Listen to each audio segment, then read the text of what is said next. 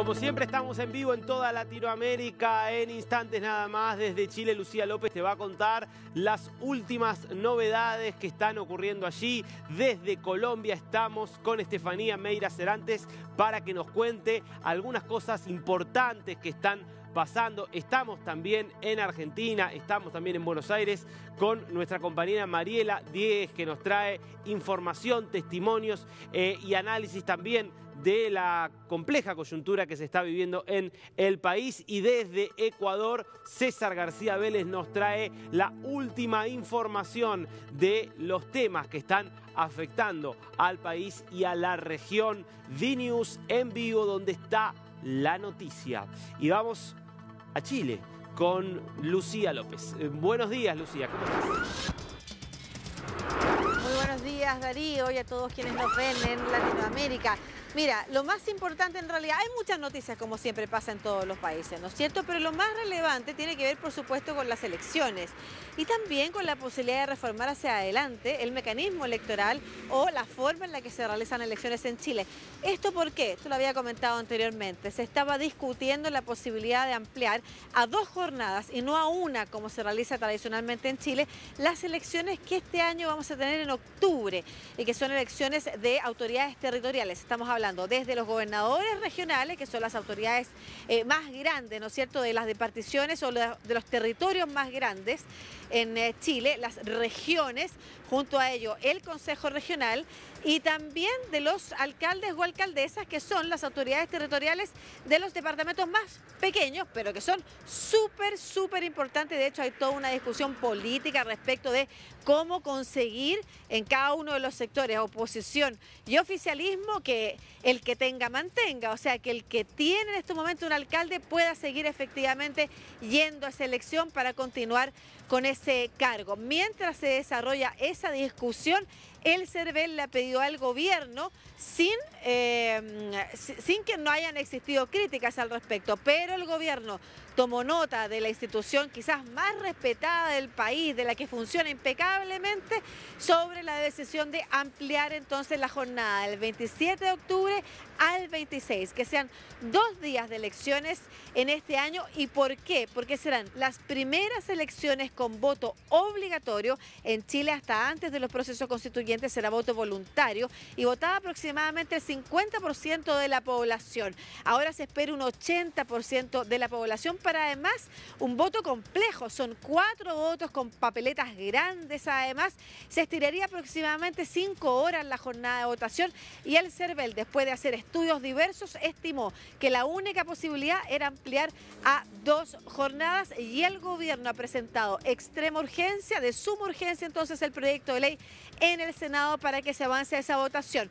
Habíamos conversado previamente sobre algunos peros que se ponían en el mundo político, sin mucho respaldo además en términos técnicos, pero sí otros desde el comercio, y la buena noticia es que la ley, la reforma que ampliará las elecciones a 2 días, lo que incluye también es la eliminación de la ley seca, que era el impedimento de venta de bebidas alcohólicas desde la noche anterior a la jornada de votación, lo que de esa manera entonces evita el impacto que podría haber tenido en el rubro gastronómico. Y por otro lado, también el feriado no será irrenunciable. Feriado irrenunciable para el día domingo, pero no irrenunciable para el día sábado, lo que permitirá entonces la apertura del comercio, Darío. Bueno, interesante debate el que se abre entonces en Chile a partir de esta propuesta, o pedido en realidad también por parte del CERVEL, y para analizar, porque es verdad que en algunos lugares del mundo se vota en días desdoblados, no es habitual sí en América Latina, así que interesante este debate que se abre para ampliar junto con otros temas que están ocurriendo allí. Muchas gracias, Lucía. Enseguidita estaremos volviendo, pero me tengo que ir a Argentina, me tengo que venir aquí donde está Mariela, que nos trae información sobre las cosas que se están discutiendo. ¿Cómo está, Mariela? Hola, Darío, muy buenas tardes. Y se nos vino el frío en Buenos Aires. De repente hoy la postal de todos los que caminan por la ciudad de Buenos Aires es ya con abrigo, con pulóveres de lana, una postal totalmente diferente tenemos hoy en Buenos Aires, con frío, con fresco, ya entrado el otoño en Buenos Aires, Darío. Y mientras el presidente Javier Milei está de viaje en Estados Unidos, sus espadas acá, me refiero especialmente al ministro del Interior, Guillermo Franco, se están tratando de que el nuevo proyecto de ley de bases empiece a ser tratado por los legisladores la semana que viene, aunque sea en comisión, Un proyecto que ha sido consensuado, esa es la información que recibimos desde el gobierno y de las distintas reuniones que ocurrieron en los últimos días en la Casa Rosada. Estaría ya el consenso para aprobarlo en la Cámara de Diputados. Y un punto muy importante en referencia a esta nueva ley de bases, que va a ser acompañada por un paquete fiscal. Y en este paquete fiscal uno de los temas es el impuesto a las ganancias, un impuesto que en Argentina se coparticipa, se le distribuye a las provincias esa recaudación en un 60%. Costó mucho convencer a los gobernadores y vamos a estar analizando qué significa este impuesto a las ganancias, si hay otros países en la región que tienen impuestos similares. Vamos a hablar con un experto para ver quiénes lo van a pagar desde ahora en Argentina y en qué escala de sus salarios, Darío. Bueno, importantísimo esto, porque son las reformas que para el gobierno de Milei son decisivas para su programa económico, y después del rechazo que sufrió en su primer intento de avanzar con este tema, con la ley bases, con la que se conoció como ley ómnibus, bueno, ha decidido ahora sí negociar, y esto parece ser exactamente como vos nos decías, fruto de negociación. Es interesante e importante saber qué implicará este nuevo impuesto, porque hoy está prácticamente eliminado, y después hacer la comparación con el resto de América Latina. Así que enseguida volvemos con este tema, Mariela, y con la nota que nos prometes. Y hablábamos justo del Transmilenio, así que qué mejor que ir hacia Bogotá, ir en vivo con nuestra querida compañera Estefanía Meira Cerates. Buen día, Estefi.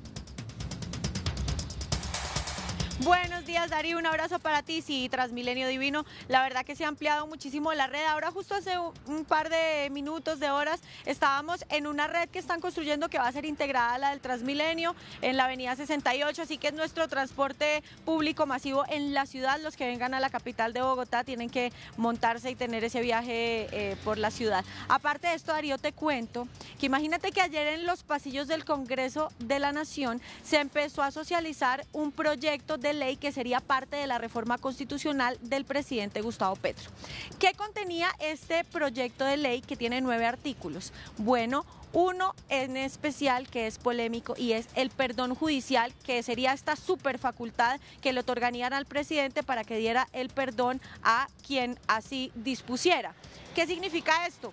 Por ejemplo, que una persona que esté condenada, judicializada o investigada por la justicia podría ser perdonada directamente sin proceso judicial por el presidente, es decir, sería una especie de ley de punto final. Esto claramente saltó toda la oposición y las opiniones se rebotaron acerca de esto, porque lo que argumenta el presidente es que esto sería parte del proyecto de la paz total y que contribuiría a generar un ambiente más pacífico en el marco de todas las negociaciones de paz que él está llevando a cabo con los diferentes grupos.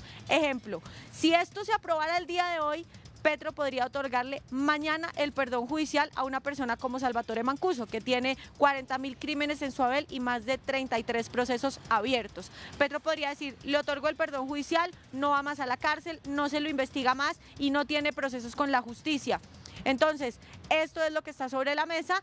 ¿Quién dio a ventilar el texto? Angélica Lozano, que es senadora de la República. Angélica Lozano, recordemos, es la esposa de Claudia López, que fue alcaldesa de la capital de Bogotá. Claudia López, que era afín al petrismo, ya no lo es, eso es un dato anexo. Y te voy a leer un pedazo de este texto, Darío. Mira, Dale. dice: según el documento, el proyecto de acto legislativo contempla que en desarrollo de la política de paz total se otorgan facultades especiales transitorias, porque serían por 2 años de gobierno, al presidente de la República.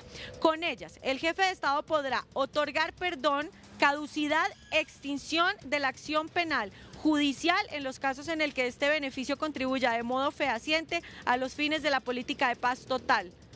Eso es el highlight del asunto, la cereza del pastel y lo que está en este momento en la lupa pública, porque la gente dice que bueno, que cómo puede ser. Aquí lo que más piden los ciudadanos y las víctimas, incluso ayer que se conmemoró el Día de las Víctimas del Conflicto Armado, ellos piden justicia.